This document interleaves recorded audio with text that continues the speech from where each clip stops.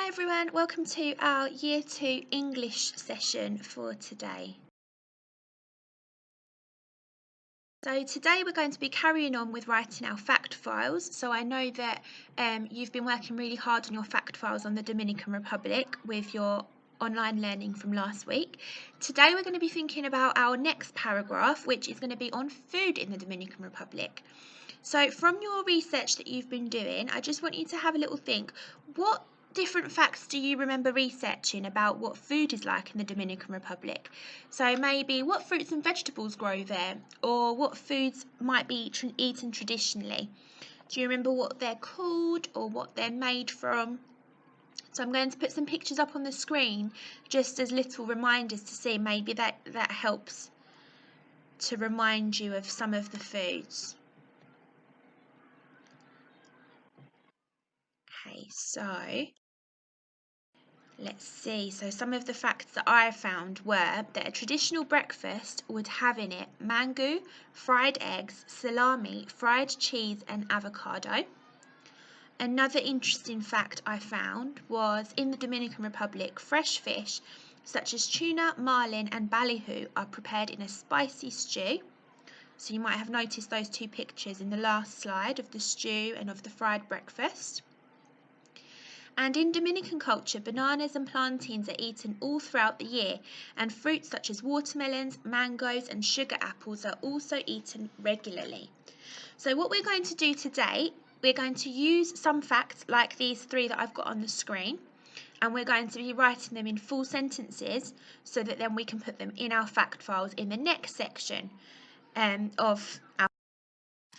So here are our Professor Know-It-All sentence stems, which I know that you're all familiar with. So we've got, let me tell you about, scientists say, did you know, as a matter of fact, amazingly, interestingly, and unfortunately. So we're going to be using these sentence stems today to help us write in full sentences. So we're going to add them at the front of the facts that we researched previously. And I'm going to show you just how to do that in the next slide.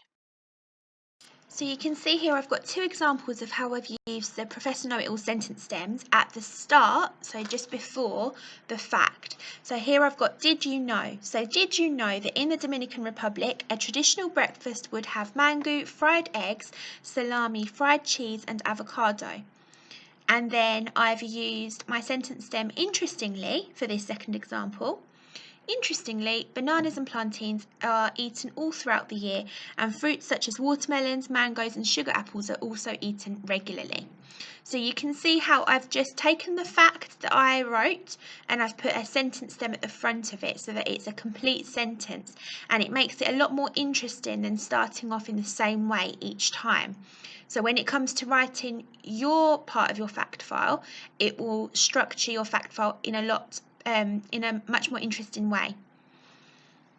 And you can see as well, I've used commas to list the different foods. So there where I've put watermelons, comma, mangoes and sugar apples, you might want to use commas in your writing to list different foods, or you might even want to have a go at doing colons and brackets to add some extra information, as I know lots of you have been practicing that in your SPAG lessons as well. So using your sentence stems, I'd like you to now have a go at writing the next paragraph on food in the Dominican Republic for your fact files.